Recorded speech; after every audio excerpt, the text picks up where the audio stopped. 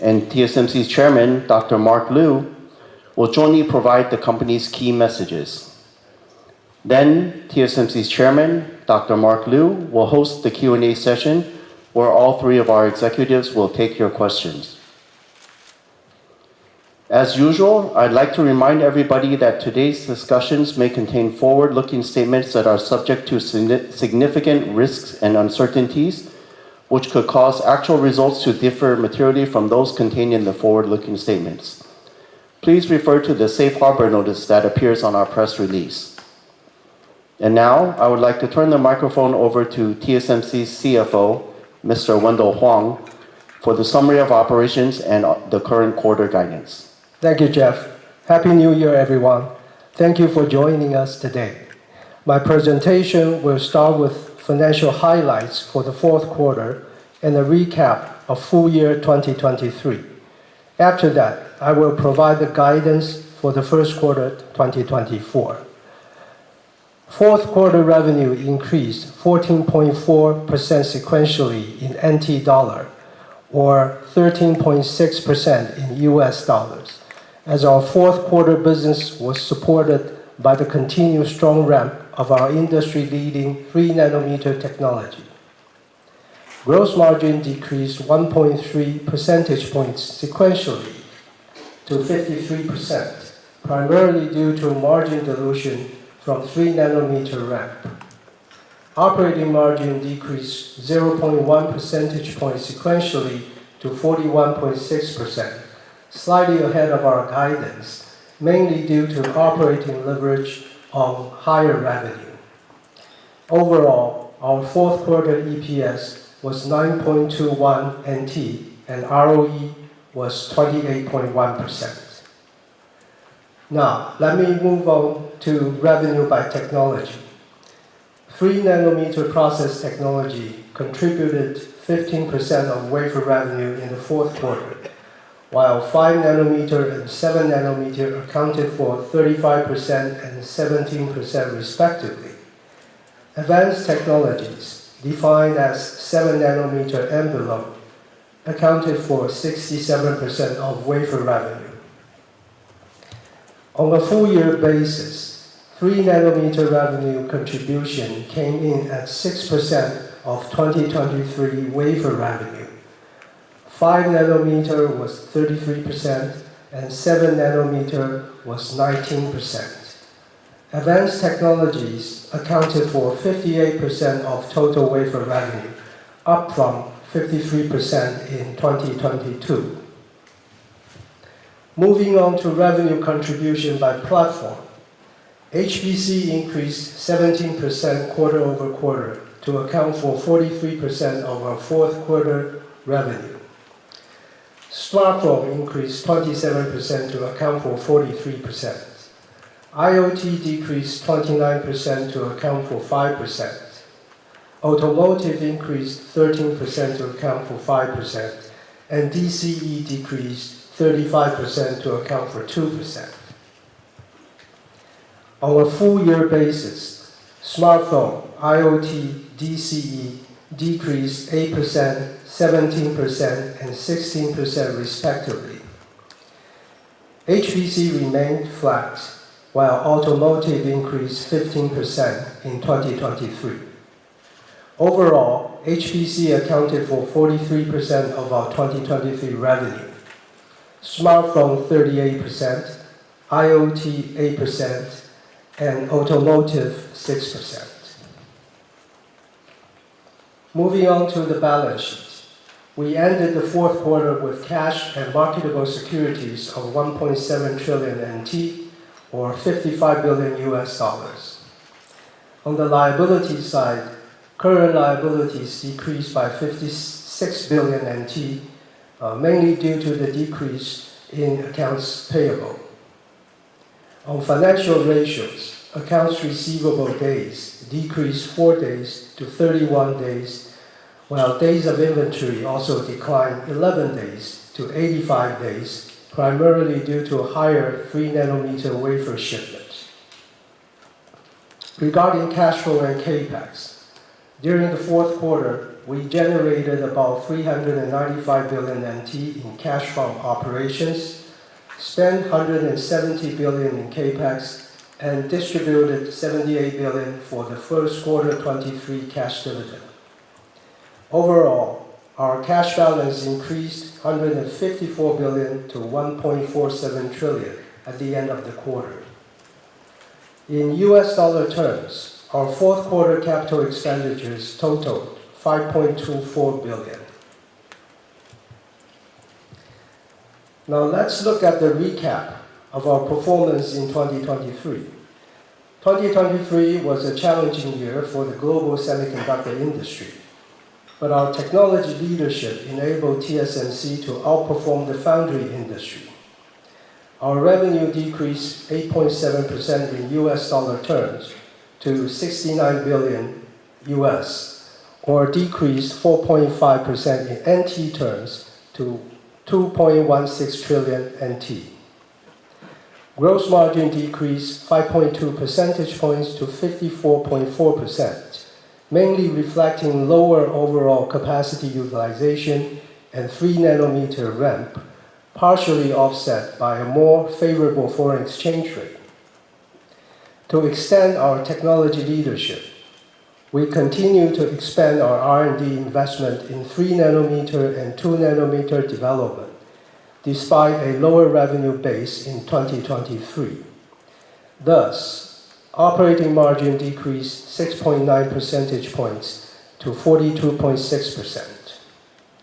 Overall, full-year EPS declined 17.5% to 32.34 NT, and ROE was 26.2%. On cash flow, we spent 30.45 billion US dollars, or 950 billion NT in capex, while generating 1.7 trillion NT in operating cash flow and 292 billion in free cash flow. We also paid 292 billion NT in cash dividends in 2023. I have finished my financial summary. Now let's turn to our current quarter guidance. We expect our business in the first quarter to be impacted by smartphone seasonality, partially offset by continued HPC-related demand. Based on the current business outlook, we expect our first quarter revenue to be between 18 billion and 18.8 billion US dollars, which represents a 6.2% sequential decline at the midpoint. Based on the exchange rate assumption of 1 US dollars to 31.1 NT, gross margin is expected to be between 52 and 54%. Operating margin between 40 and 42%. This concludes my financial presentation.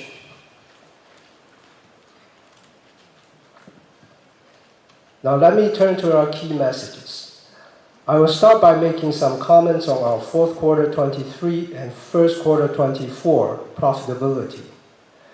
Compared to third quarter, our fourth quarter gross margin decreased by 130 basis points sequentially to 53%, primarily due to the margin dilution from the continued ramp-up of our 3nm technology. We have just guided our first quarter gross margin to be flat sequentially at 53% at the midpoint, primarily as a less favorable foreign exchange rate assumption is offset by product mix changes due to smartphone seasonality. Looking at full year 2024, given the 6 factors that determine our profitability, there are a few puts and takes I would like to share. On the plus side, we expect our utilization rate to rise in 2024 as our business recovers. However, as we have said before, N3 is expected to dilute our gross margin by about 3 to 4 percentage points for the full year of 2024, as the revenue contribution will be much higher than in 2023. In addition, we have a strategy so that some of our N3 capacity can be supported by N5 tools, given the strong multi-year demand. Such a plan will enable higher capital efficiency in the mid to long term, but requires cost and effort in the near term. Most of this conversion will occur in second half of 2024, and we expect it to dilute our gross margin by about 1 to 2 percentage points in second half of 2024. Finally, we have no control over the foreign exchange rate, but that may be another factor in 2024.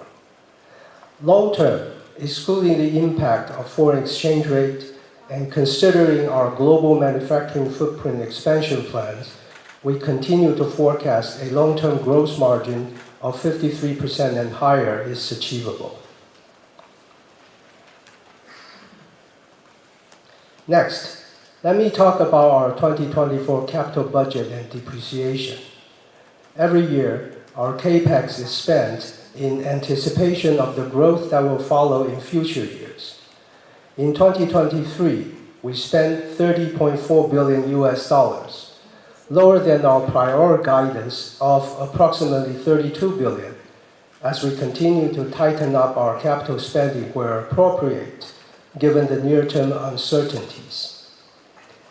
In 2024, our capital budget is expected to be between $28 billion and $32 billion US, as we continue to invest to support customers' growth. Out of the 28 to 32 billion CAPEX for 2024, between 70 and 80% of the capital budget will be allocated for the advanced process technologies. About 10 to 20% will be spent for specialty technologies, and about 10% will be spent for advanced packaging, testing, mask making, and others. Our depreciation expense is expected to increase close to 30% year over year in 2024, mainly as we ramp up our 3-nanometer technologies. Finally, let me make some comments on our long-term CAPEX and cash dividend distribution policy. At TSMC, a higher level of capital expenditures is always correlated with higher growth opportunities in the following years.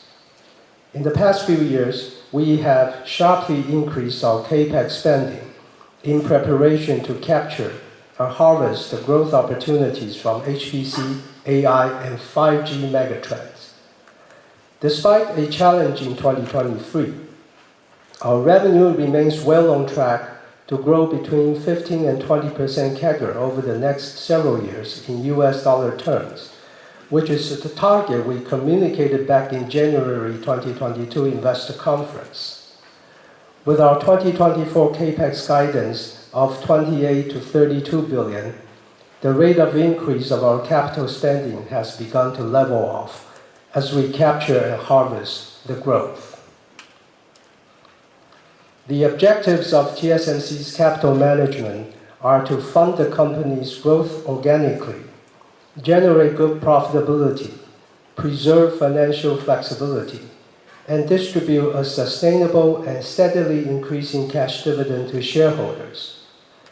As a result of our rigorous capital management, in November, TSMC's Board of Directors approved the distribution of a 3.5 NT per share cash dividend for the third quarter of 2023, up from 3 NT previously. This will become the new minimum quarterly dividend level going forward. Third quarter 23 cash dividend will be distributed in April 2024.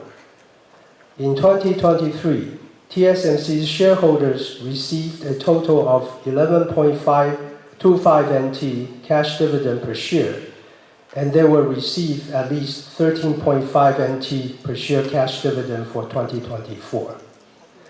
In the next few years, we expect the focus of our cash dividend policy to continue to shift from a sustainable to a steadily increasing cash dividend per share. Now, let me turn the microphone over to CC. Thank you, Window. Good afternoon, everyone.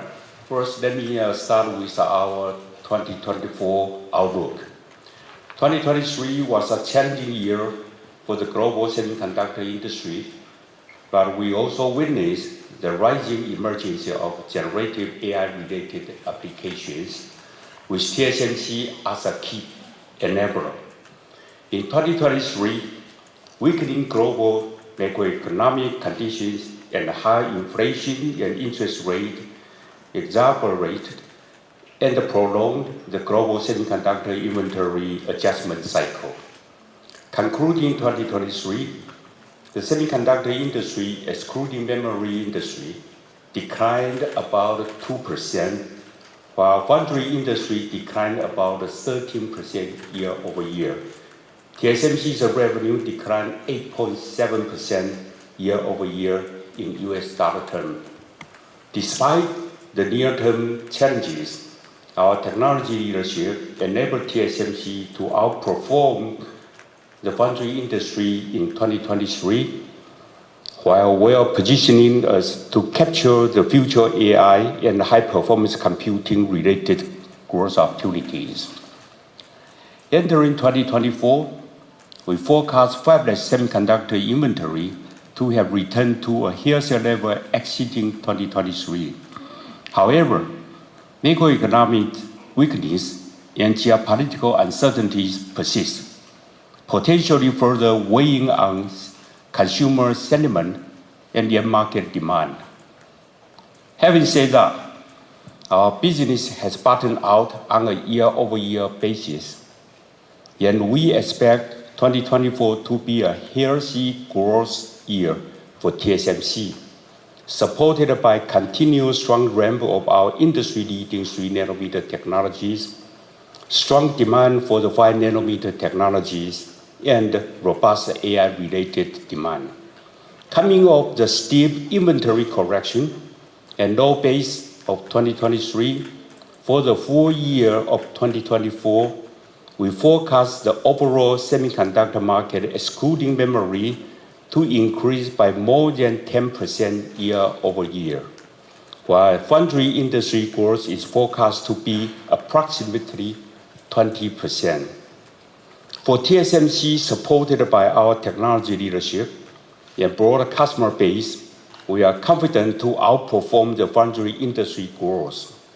We expect our business to grow quarter over quarter throughout 2024, and our full-year revenue expect to increase by low to mid 20% in US dollar terms. Next, let me talk about our N3 and N3E ramp-up and progress. Our 3nm technology are the most advanced semiconductor technology in both PPA and transistor technology. As a result, almost all the world's smartphone and HPC innovators are working with TSMC on 3nm technologies.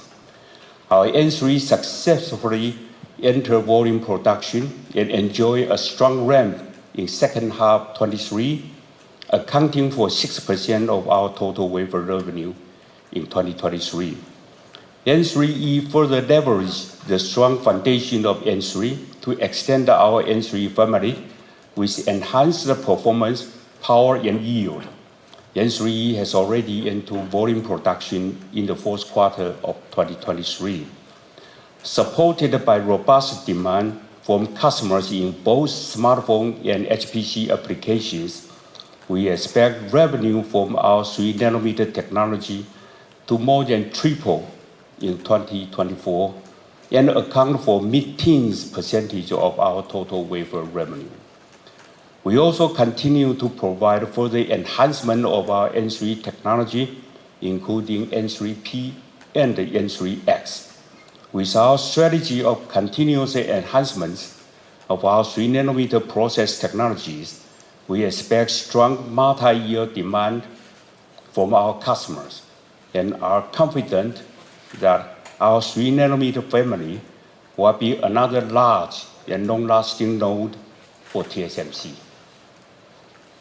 Now, I will talk about the AI-related demand and our N2 status. The surge in AI-related demand in 2023 supports our already strong conviction that the structural demand for energy-efficient computing will accelerate in an intelligent and connected world. TSMC is a key enabler of AI applications. No matter which approach is taken, AI technology is evolving to use more complex AI models as the amount of computation required for training and inference is increasing. As a result, AI models need to be supported by more powerful semiconductor hardware, which requires use of the most advanced semiconductor process technologies. Thus, the value of TSMC technology position is increasing, and we are all well positioned to capture the major portion of the market in terms of semiconductor component in AI. To address insatiable AI-related demand for energy-efficient computing power, customers rely on TSMC to provide the most leading-edge processing technology at scale, with a dependable and predictable cadence of technology offering. At the same time, as process technology complexity increases, the engagement lead time with customers also starts much earlier.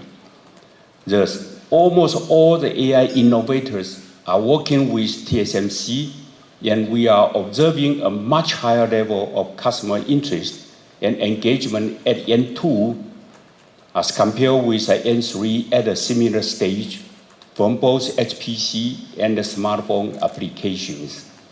Our 2-nanometer technology will adopt narrow-sheet transistor structure and be the most advanced semiconductor technology in the industry in both density and energy efficient when it is introduced in 2025. Our N2 technology development is progressing well, with device performance and yield on track or ahead of plan. N2 is on track for volume production in 2025 with a ramp profile similar to N3. As part of our N2 technology platform, we also developed the N2 with backside power rail solution, which is better suited for specific HPC applications based on performance, cost, and maturity considerations. N2 with backside power rail will be available in the second half of 2025 to customers with production in 2026. With our technology of continuous enhancement, N2 and its derivative will further extend our technology leadership position and enable TSMC to capture the AI-related growth opportunities well into the future. Finally, let me talk about our specialty technology strategies at mature node. For TSMC, today, around 70% of our total revenue is 16-nanometer and more advanced node. With rising contribution from 3-nanometer and 2-nanometer technologies in the next several years, this number will only increase. Thus, our mature node exposure is around 20% of our total revenue. TSMC's strategy at mature nodes is to work closely with strategic partners to develop specialty technology solutions to meet customers' requirements and create differentiated and long-lasting value to customers. Our focus is to build a high-yield capacity for specialty technologies rather than just a nominal capacity. Through the deployment of differentiated specialty technologies, the profitability of our mature nodes can be around our corporate average gross margin. Looking ahead, we forecast 28-nanometer will be the sweet spot for our embedded memory applications, and we expect our long-term structural demand at 28-nanometer to be supported by multiple types of specialty technologies. Thus, we are expanding our 28nm specialty manufacturing capacity overseas to support the long-term structural market demand. We believe demand for the differentiated specialty technology will remain steady despite the potential industry capacity increase, and our utilization rate and structural profitability at mature node can be well protected in the future. This concludes my prepared remarks, and now let me turn the microphone over to Mark. Thank you, CC. Good afternoon, everyone. First, let me talk about our global manufacturing footprint update. TSMC's mission is to be the trusted technology and capacity provider for the global logic IC industry for years to come. In today's fractured globalization environment, our strategy is to expand our global manufacturing footprint to increase our customer trust, expand our future growth potential, and reach for more global talents. Our overseas decisions are based on our customers' needs and a necessary level of government subsidy or support. This is to maximize the value for our shareholders. Firstly, in Japan, we are building a specialty technology fab in Kumamoto, which will utilize 12 and 16 nanometer and 22 and 28 nanometer process technologies. We will hold an opening ceremony for this fab on February 24th, next month. And volume production is on track for the fourth quarter of 2024. In Arizona, we are in close and constant communication with the U.S. government on incentive and tax credit support, and making strong progress in facility supply chain infrastructure, utility supply and equipment installation for our first fab. We continue to work closely and develop strong relationships with our local union and trade partners in Arizona, including recently signed an agreement with the Arizona Building and Construction Trades Council on a new framework for cooperation. This agreement extends our collaboration across enhanced workforce training and development, shared commitment to site safety, hiring local workers, and establishing regular communication. It is a win-win for all parties. We are well on track for volume production of N4 or 4 nanometer process technology in first half of 25, and are confident that once we begin operations, we will be able to deliver the same level of manufacturing quality and reliability in Arizona as from our fabs in Taiwan. In Europe, we plan to build a specialty technology fab in Dresden, Germany, focusing on automotive and industrial applications with our joint venture partners. We continue to be in close communication with the German federal, state, and city governments, and their commitment to this project remains strong and unchanged. Fab construction is scheduled to begin in Q4 2024, this year. In Taiwan, of course, we continue to invest in and expand our advanced technology capacities to support our customers' needs and their growth. Given the robust multi-year demand for our 3 nanometer technologies, we are expanding our 3 nanometer capacity in Tainan Science Park. We are also preparing our N2 volume production starting in 2025.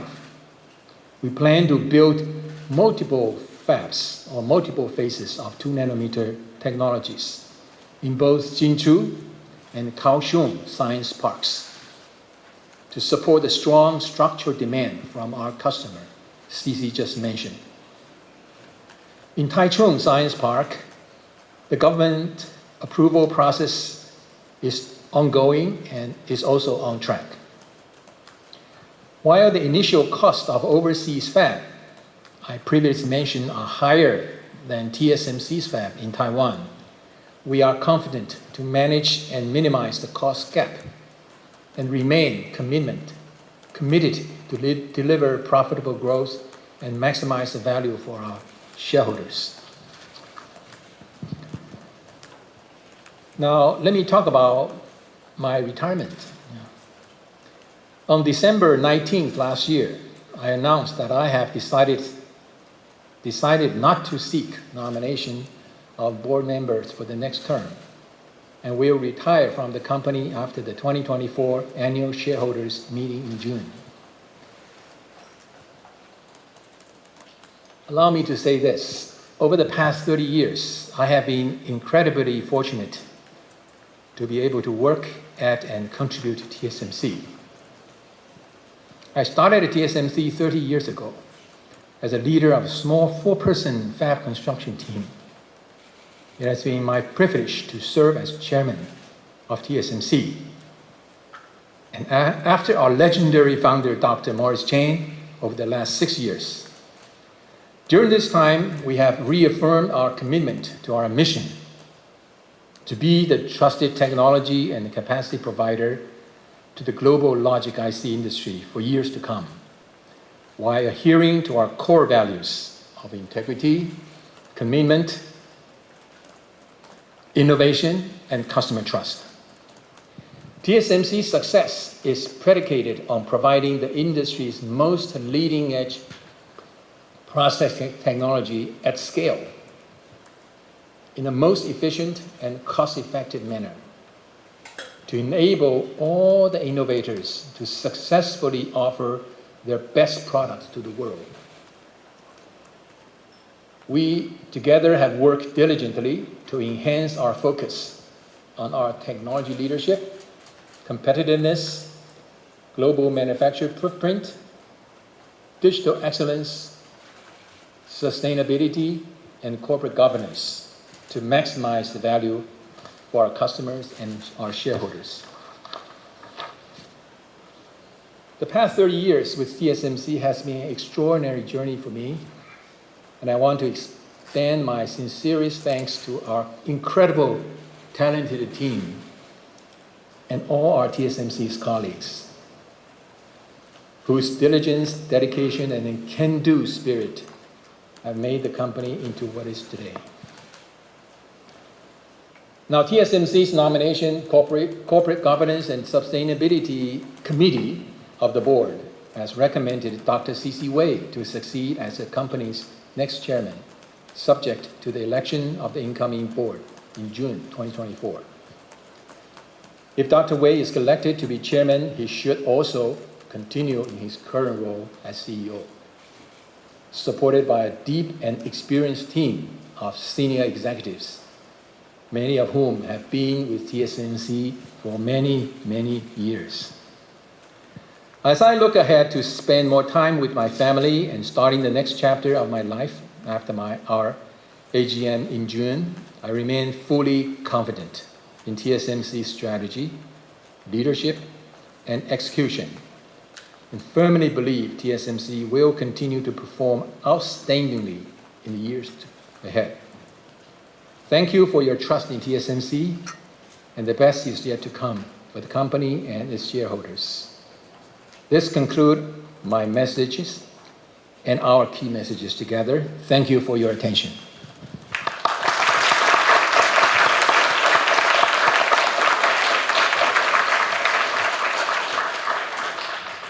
Thank you, Chairman.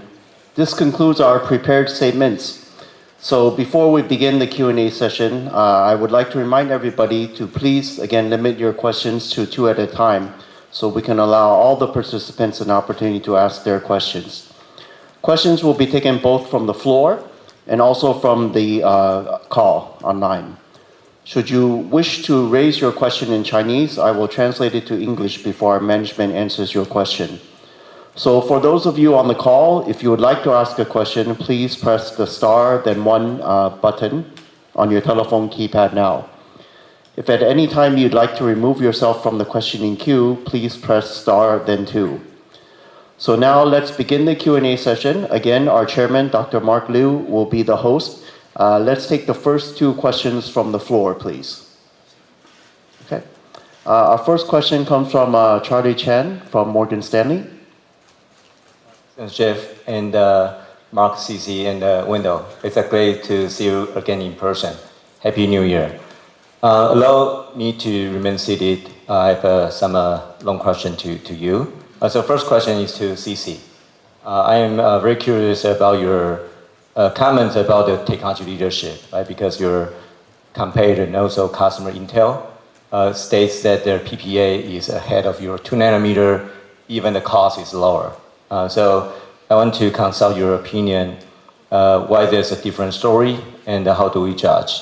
And given this debate, how TSMC is going to plan the future capacity for this customer and also competitor. We want to seize this opportunity, but also avoid any overexpansion. Thanks. Okay, thank you, Charlie. Just please allow me, for the benefit of the audience here in person and online, to summarize your question. So Charlie's first question is around sort of the technology leadership and also our relationship, I guess, or capacity planning with a specific IDM. So the first part of his question is on the technology part. He notes this IDM, it says their PPA is ahead of TSMC's 2 nanometer and the cost can be lower, yet we said our technology is industry leading, so how do we reconcile the difference? And also, how do we plan the future capacity planning for such type of customer? Charlie, you named my customer's name. That's my customer and my competitor. Let me repeat the last time when I comment on their technology. The comment stays the same. So that their newest technology will be very similar or equivalent to TSMC's N3P. We further check again with all the specs, all the possible published in the technology, transistor technology, and everything. My comments stay the same, with a big advantage in the technology maturity. Because of in 2025, when they say that their newest technology will be go on production for TSMC, that will be the 3rd year with a very high volume production in the fabs. So again, I don't want to make too much of a comment on my customer's claim, but let me assure you, we continue to have a technology leadership, and we continue to have a broad base of a customer, and almost everybody, they are working with TSMC. Okay, thank you. In that case, would you aggressively expand the capacity because outsourcing is more likely? Certainly, we are expand our capacity with 28 to 32 billion. That's a big money. That will be used for 3 nanometer and 2 nanometers of capacity. Let me add some color to this, CC. I think CC has been very modest. I think he's claimed that our N3P is comparable to their I-18A. We still affirm our statement. But I would like you to look at a different perspective. And what the other side claim might be right, but it's only to their own product. An IDM typically optimize their technology for their own product, where foundry, us, we optimize our technology for our customer's product. So that's a big difference.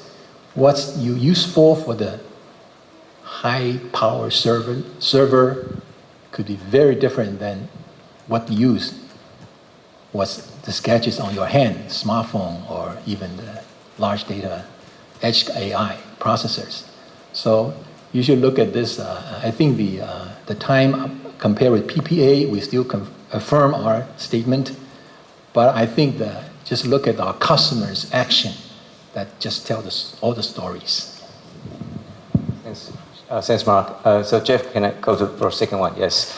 So Mark, so first of all, I really appreciate your leadership. I believe global investors appreciate your past 6 years, create lots of shareholders value. Thank you.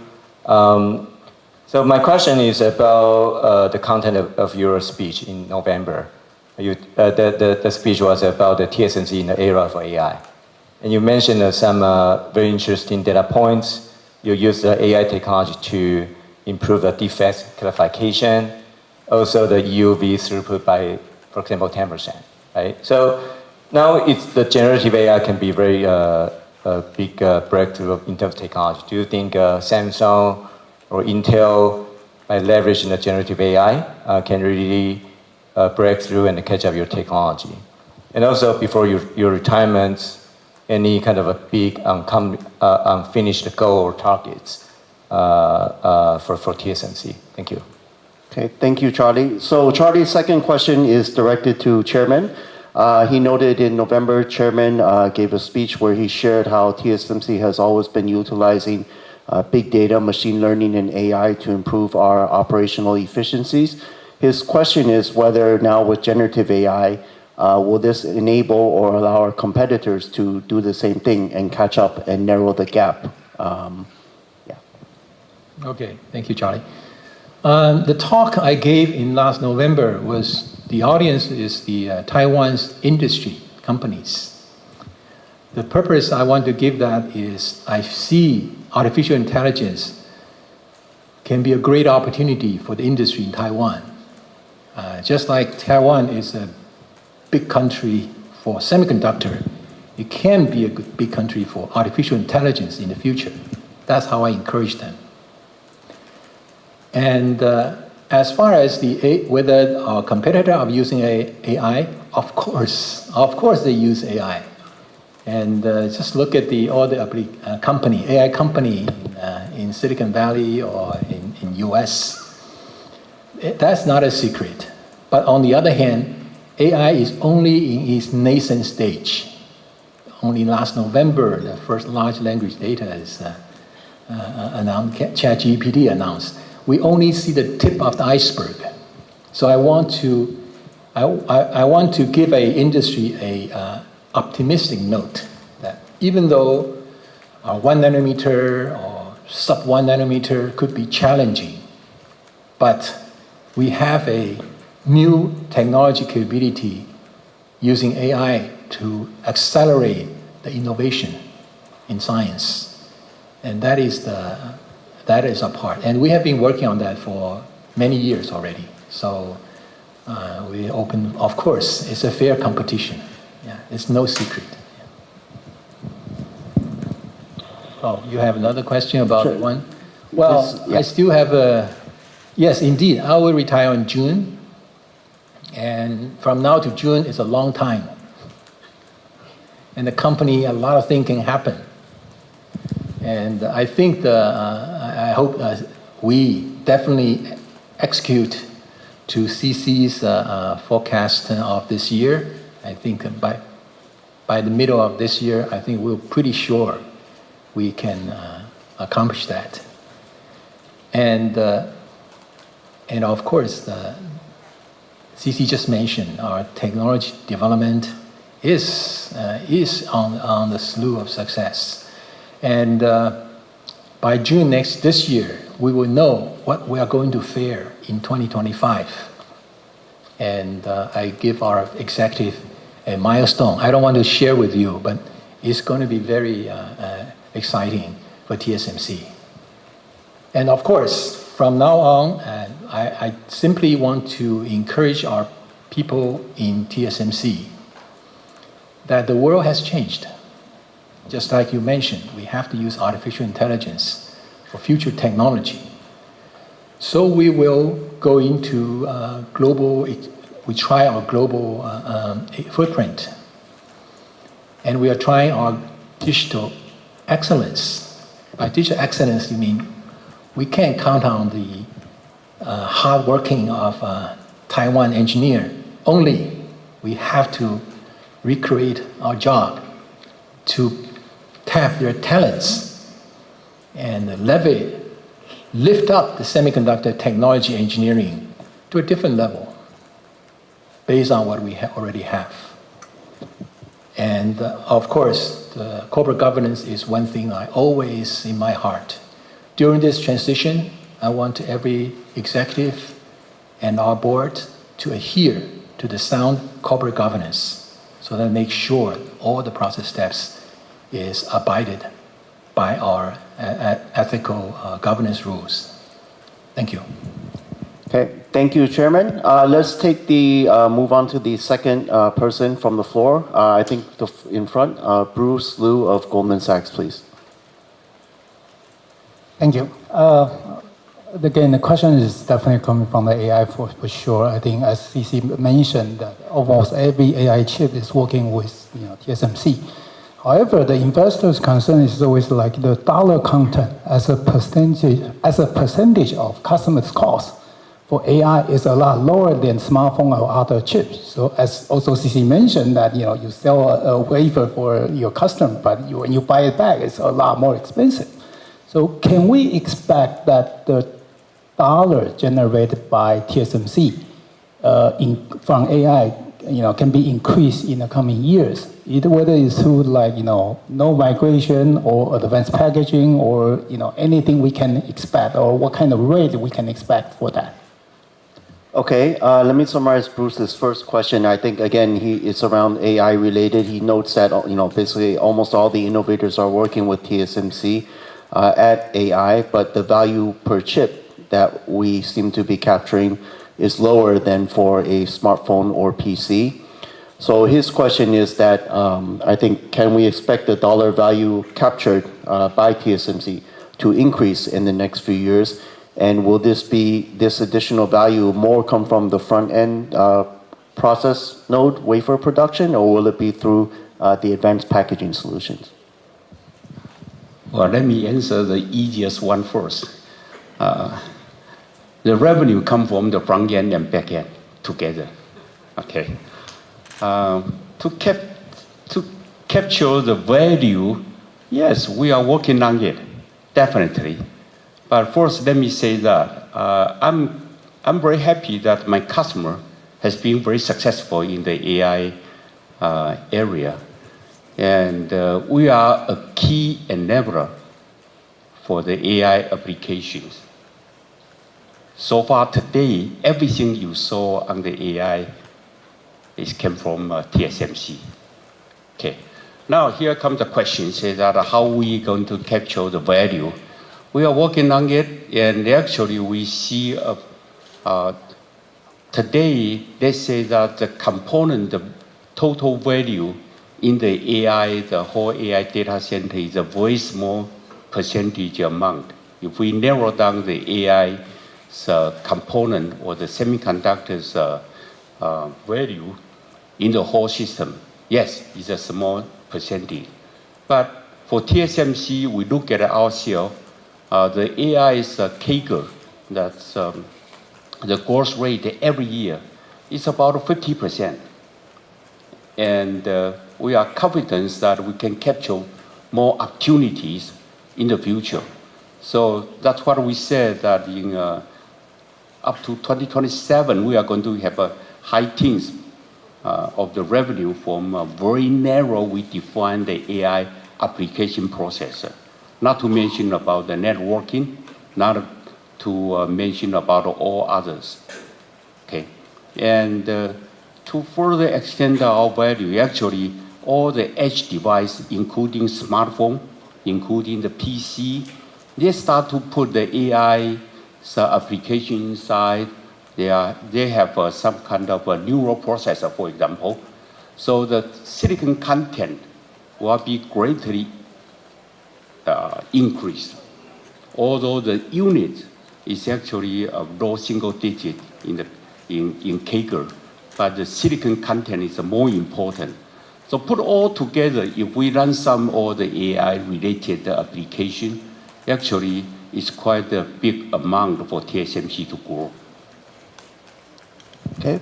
Bruce, do you have a second question, please? Yeah. The second question is more for the technology leadership. I mean, as we're moving into the nano chip or advanced node, we see another technology divide nowadays. As for example, like high-NA, EUV tools. TSMC seems has a different view with other peers.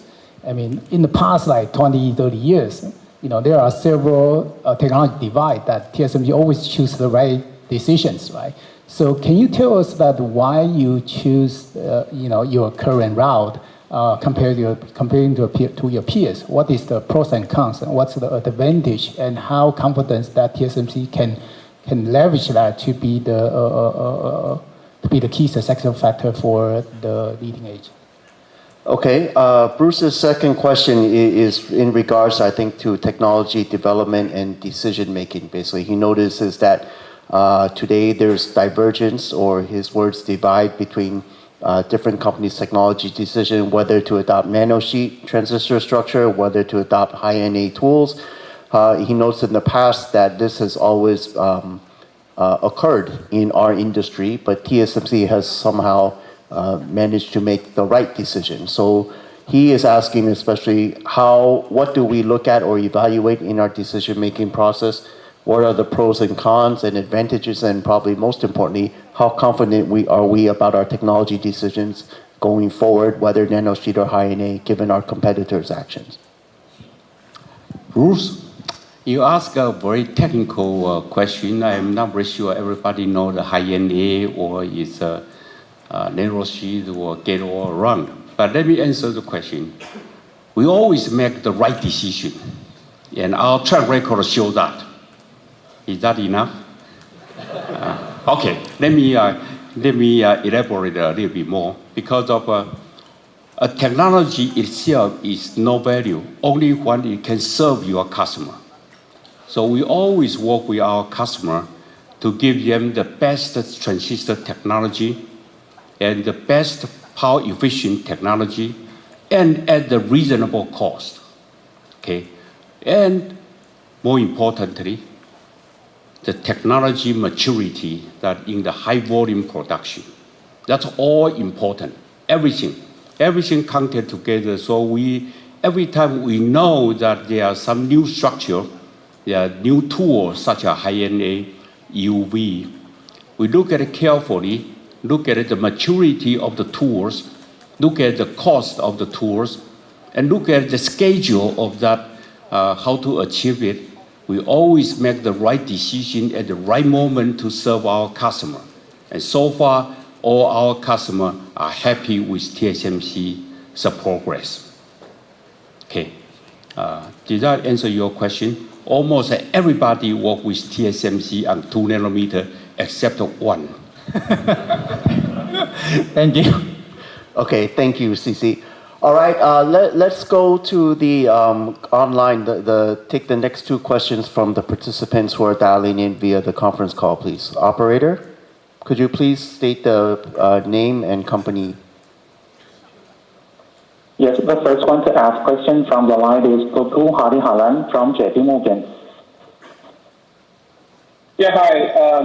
Happy New Year, and thanks for taking my question. Before I ask you a question, I just want to make one clarification. I heard CP mention that the AI contribution will rise to high teens of revenues by 2027. I remember that number was low teens when you mentioned it 6 months back. So have we increased that expectation now?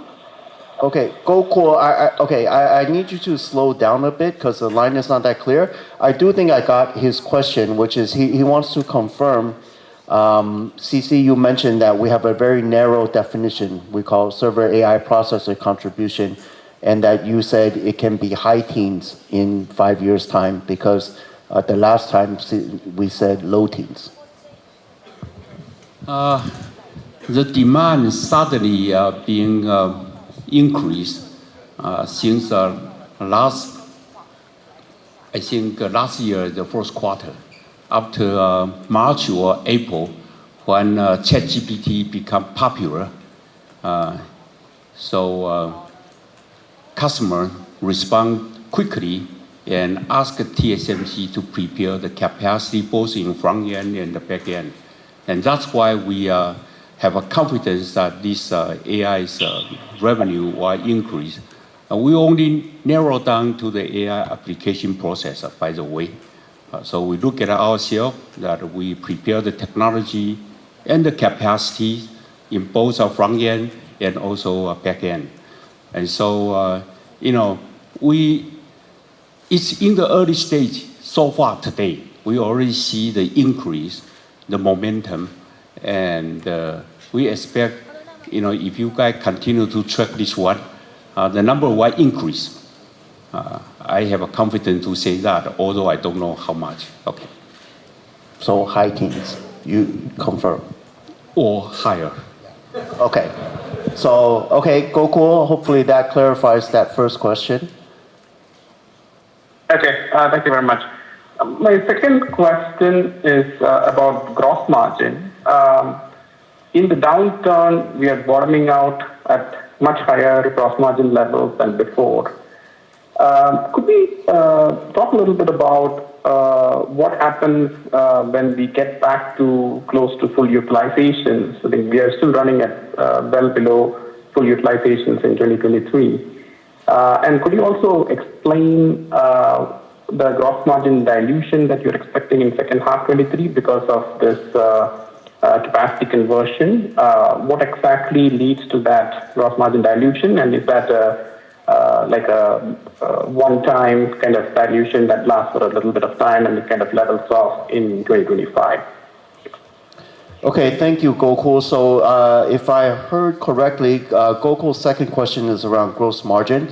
So two parts to it. Maybe the second part first, which is he is asking, I believe, about this gross margin in the second half of this year, particularly with what Wendell had described, there are plans to convert some of the capacity, the gross margin impact here, and is this a one-time thing? Is this better, capital? What does this mean in the mid to long-term profitability? That's the first part, and then I'll go to the second. Right. Second half, as I said, there are two negatives factors affecting our gross margin this year. The first one is the N3 dilution. N3 volume will be much bigger in the second half than in the first half. So the second half impact from N3 dilution will be between 3 to 4 percentage points. And also the N5 capacity converted to N3, that will mostly take place in the second half as well. So that will be 1 to 2 percentage point. Okay, that's for this year. For the longer term, if you look at these two factors, our N3 dilution will gradually reduce because the profitability will continue to improve or increase in the next several years. And N5 converted to N3, it's a one-time short-term impact on profitability, which will bring capital efficiency to us in the middle to long term. And the benefits together will be much bigger than the one-time hit in the short term.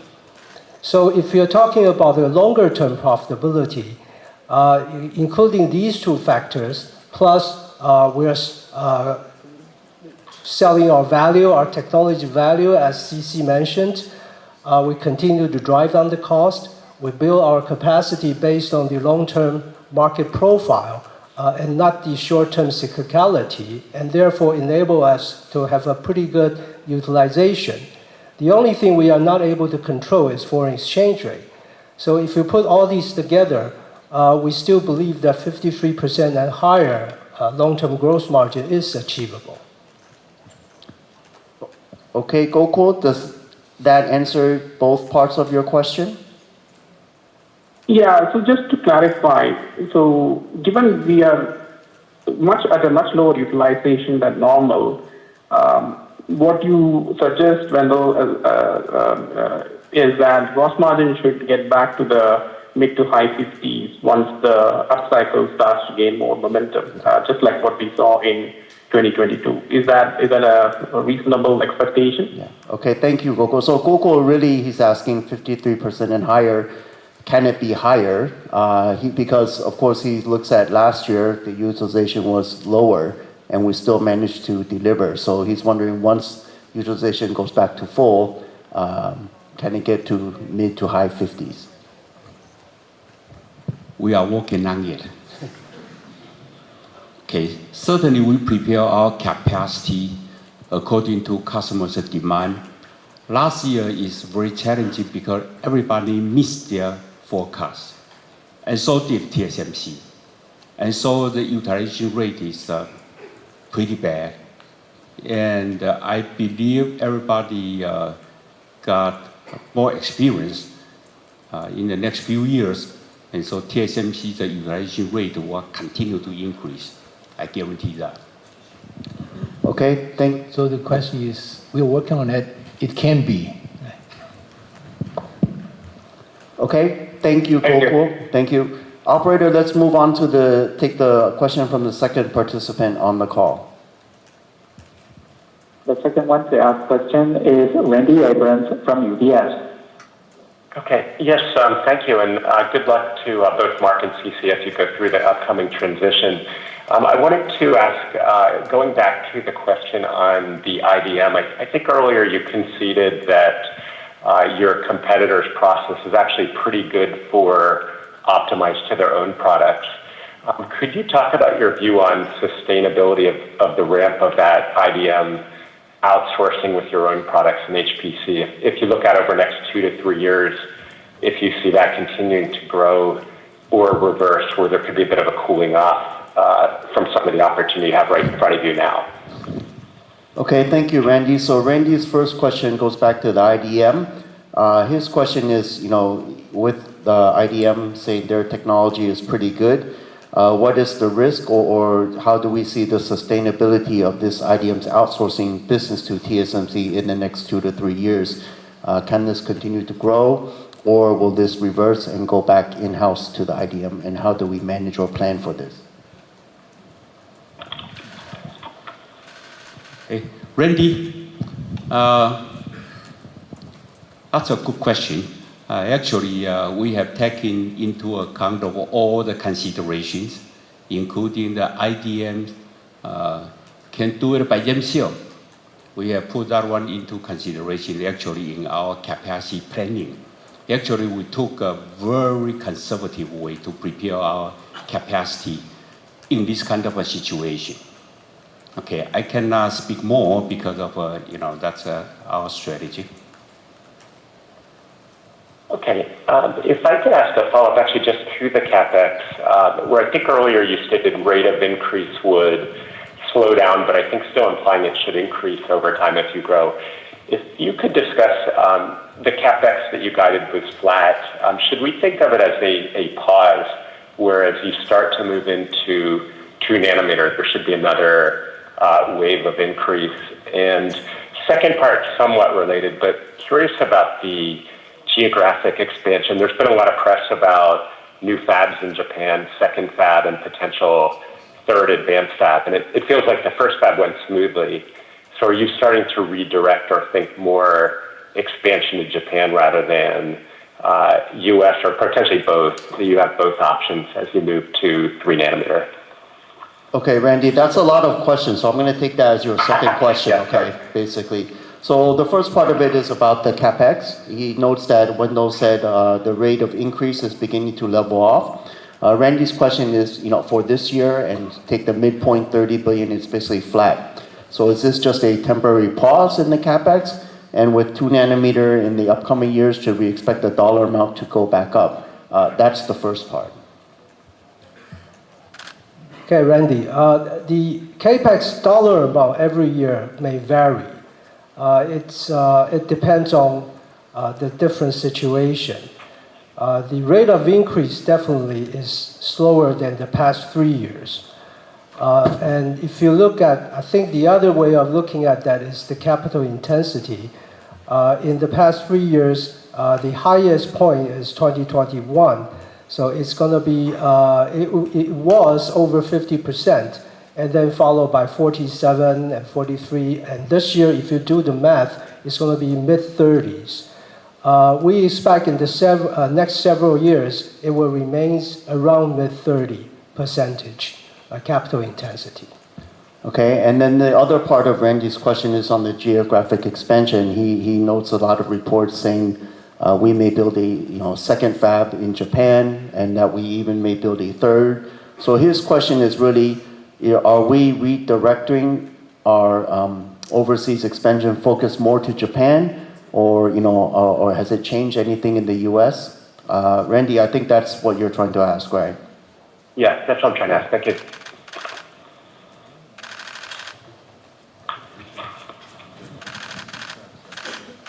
Can you repeat the question again? Sure. Oh, that was the... So Randy is saying, look, he knows there's a lot of talk. We're going to build a second fab in Japan, maybe 3. So he just wants to know, are we shifting our overseas expansion focus to Japan or from the U.S., or is there any big significant change? No. I think Japan, the second fab in Japan is in serious evaluation stage. We haven't announced to the public yet, and we're still discussing with the Japan government.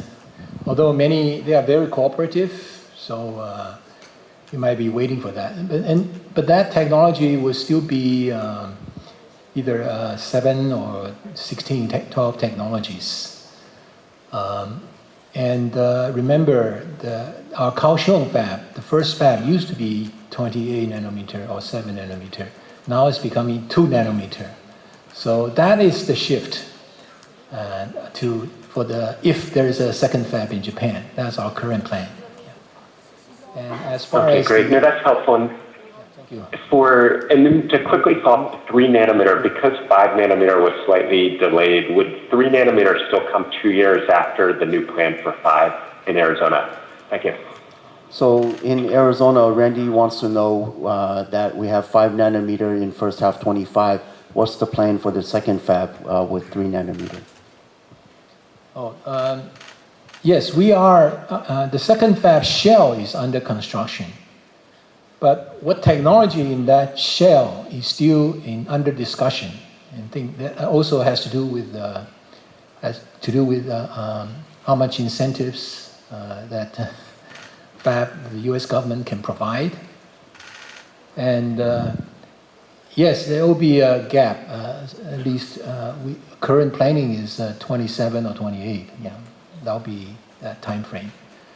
To be honest, most all the fab in overseas, what actually being loaded, what technology being set up, really is the decision of customers' demand in that area at that timing.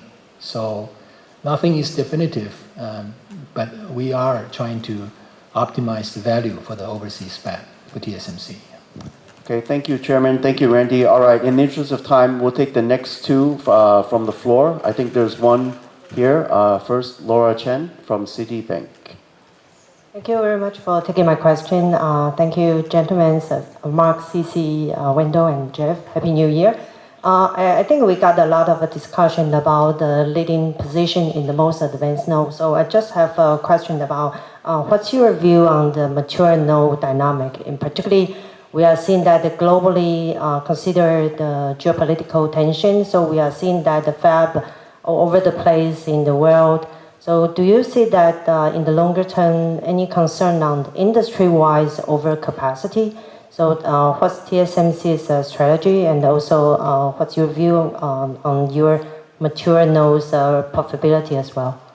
That's my first part. Okay, thank you, Laura. So Laura's first question is on mature node strategy and profitability. She notes with the geopolitical dynamics that there's a lot of capacity being built on the mature nodes.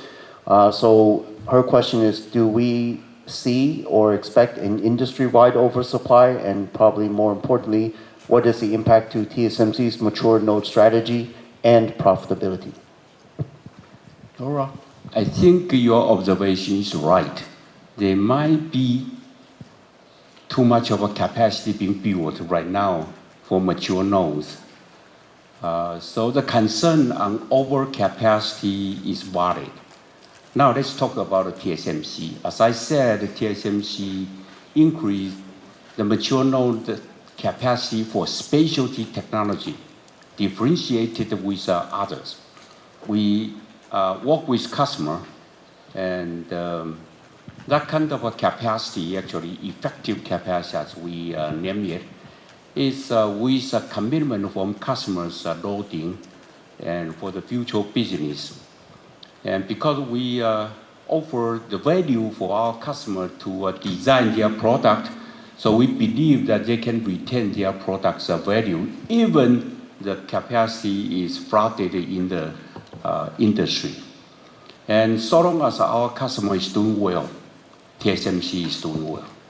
And so the profitability, as I said in my statement, it will be around the corporate average. So we don't have concern. We speak for TSMC, okay? It could be industry issues. That's very helpful. Thank you. And also, my second question is back to AI related. As we know that a lot of investors care a lot about your advanced packaging progress. We also know that TSMC got a very good progress on 3D IC, SOIC.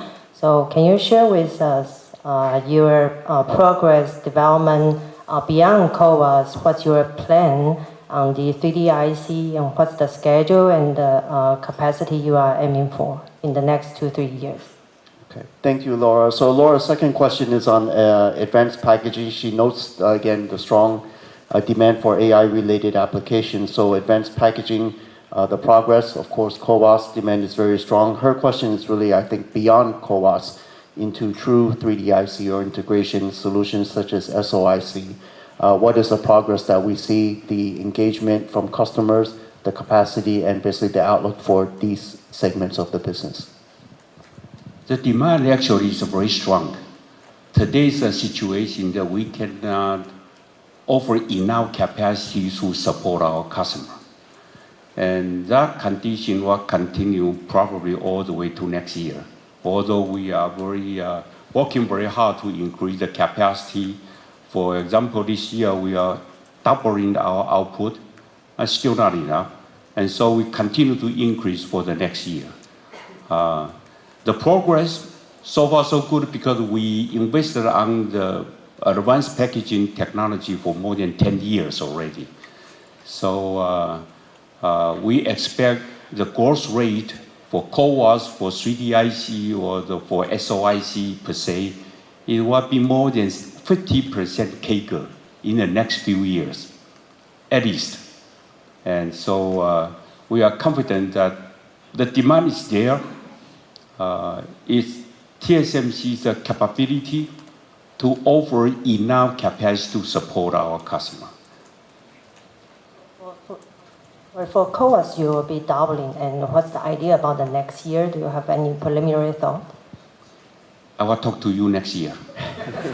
Thank you. Okay, thank you. We have a question here from Brad Lin from Bank of America Merrill Lynch.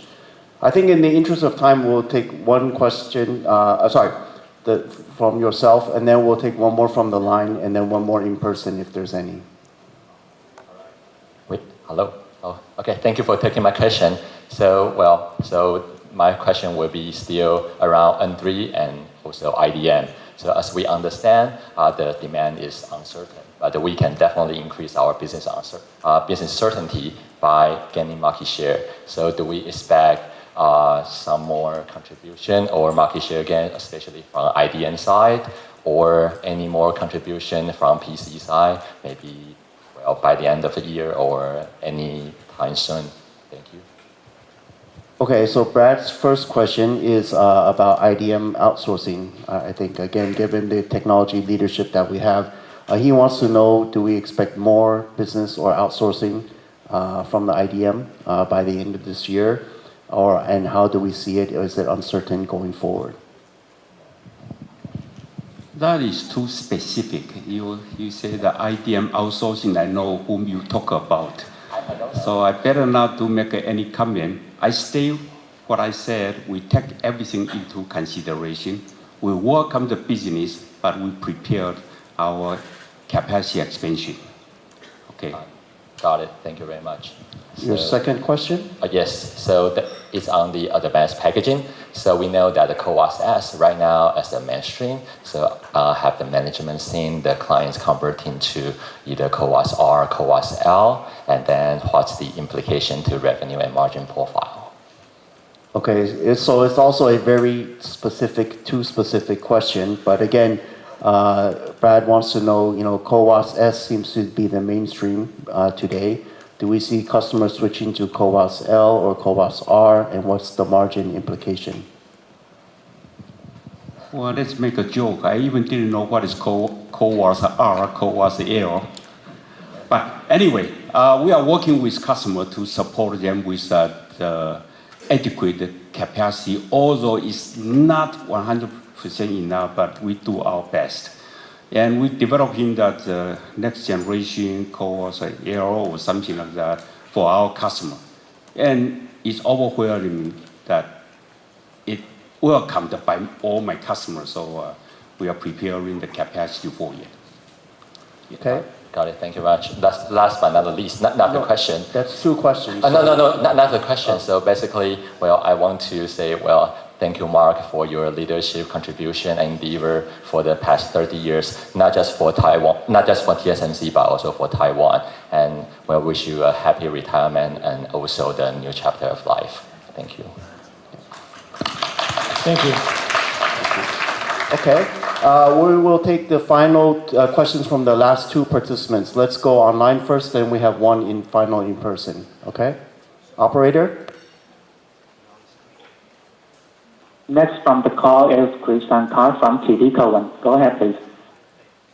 Yeah, hi. Thanks for repeating my question. I have two of them.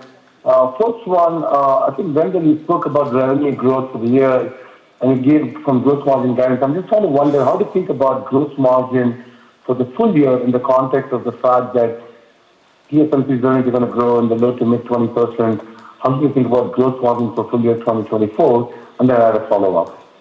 Okay, Krish, again, sorry, we could not hear you that clearly online, but I think his question is, correct me if I'm wrong, with the revenue outlook that we gave, low to mid-20s growth in US dollar term, what is the outlook for the full year gross margin?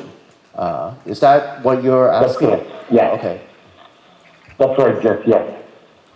Right, so I just mentioned a couple of puts and takes on the gross margin of this year, and I also said that the second half we will have a higher dilution from two factors.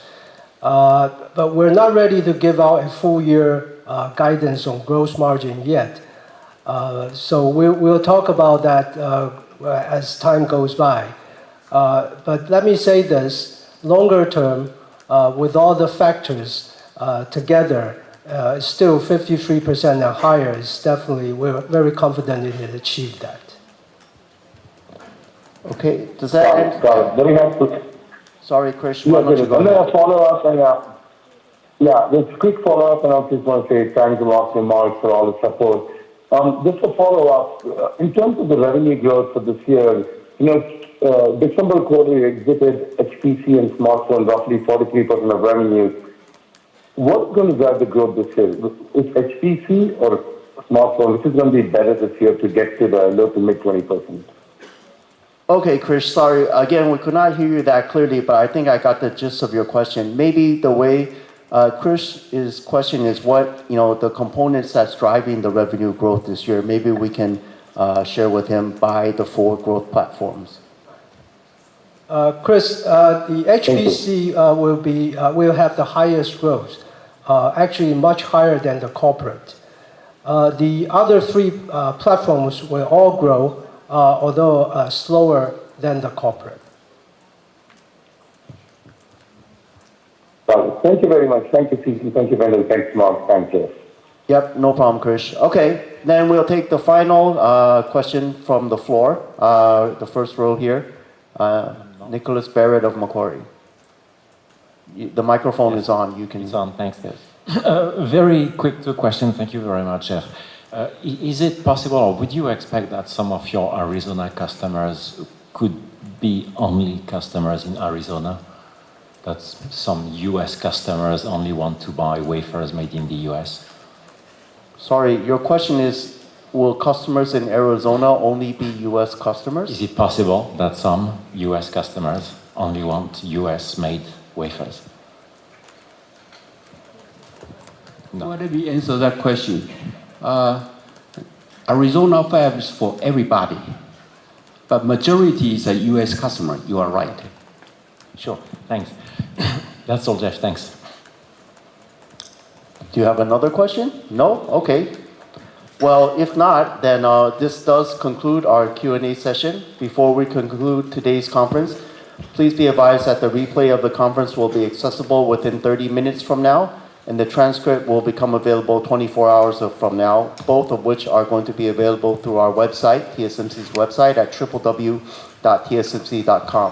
So thank you again, everyone, for joining us today. We hope everyone continues to stay well, and we hope you will join us again next quarter. Goodbye, and have a great day. Thanks.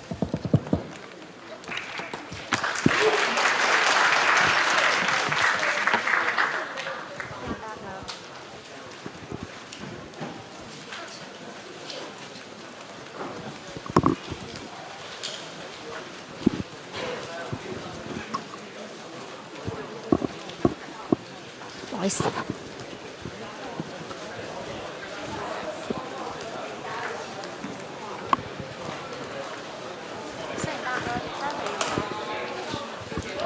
对不起，对不起，借过一下，借过一下。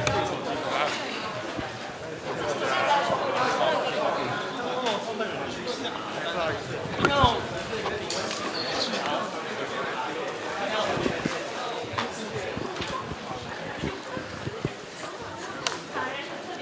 抱歉，抱歉，抱歉，抱歉，抱歉，抱歉，抱歉，哎，借过，借过，不好意思，不好意思，借过，抱歉，抱歉，不好意思，不好意思，借过，借过，借过，谢谢，不好意思哦。那您对接下来台积电的成长是会深具信心吗？来，谢谢，谢谢，谢谢，小心，小心脚步哈，各位小心啊，小心，小心门，小心门，从门场确定出行了，小心，小心，小心，来。慢慢走，慢慢来，来，结果，小心，小心，小心，小心，右转，来，对不起哦。有没有什么话想跟接下来的台积团队说？小心，小心，来，小心了，小心了，小心，小心，结果啊，不想了，哈哈，说得好。